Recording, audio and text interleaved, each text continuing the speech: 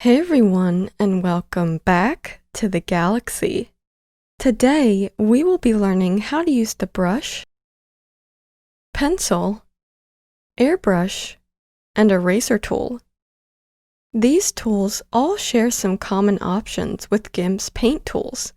Click the card in the top right-hand corner to learn more. These tools can be used with a tablet or mouse. In this video, I will be using a mouse. Let's start with the brush tool.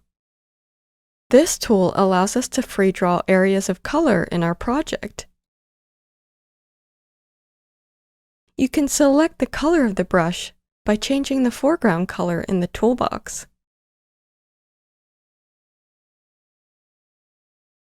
We can change the brush shape of any of these tools by clicking on this brush icon and selecting a brush.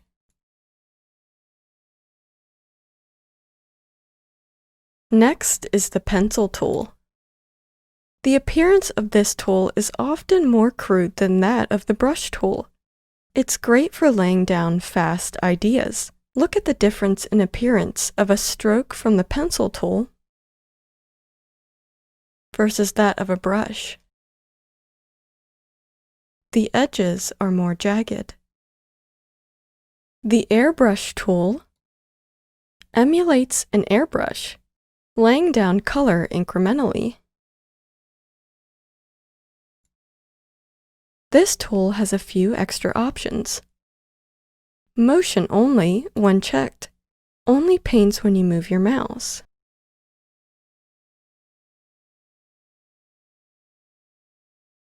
Unchecked, this tool will continually lay down color as you click and hold with your mouse.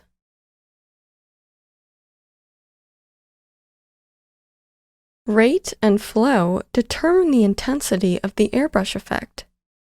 Rate applies color faster. Look at the difference between lower and higher amounts of this effect.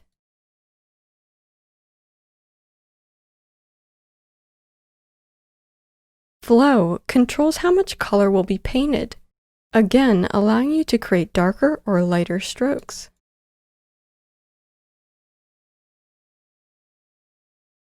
Finally, the eraser tool. This tool erases pixels in the current active layer. This tool also comes with some extra options.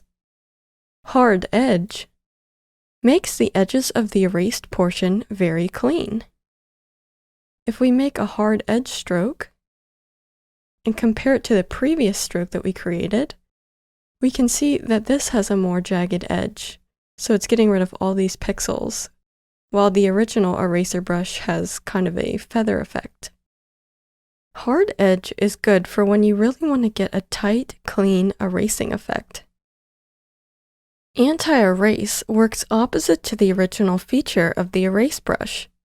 For this to work, the layer you are applying this tool to needs to have an alpha channel. You can do this by right-clicking the layer and selecting Add Alpha Channel. My layer already has an alpha channel, so this is grayed out. With anti-erase checked, lost pixel information that I previously erased is reapplied, as if you are reversing your erasing. This effect even works when I change tools and come back to the eraser tool, or save this project, close it, and then open again. You can quickly toggle anti-erase by holding Alt on your keyboard. This option amazed me as it basically works as a layer mask and I didn't know about it before. Without having to apply a mask, we never lose pixels as we can easily replenish them by using the anti-erase option. But as I haven't experimented with this option exhaustively, I still would use layer masks. And that's it. You now know how to use the brush, pencil, airbrush, and eraser tools. I hope you enjoyed this tutorial. If you did, consider subscribing for more awesome content. Let us know if you found this tutorial helpful by liking this video and leaving us a comment. Thanks for watching.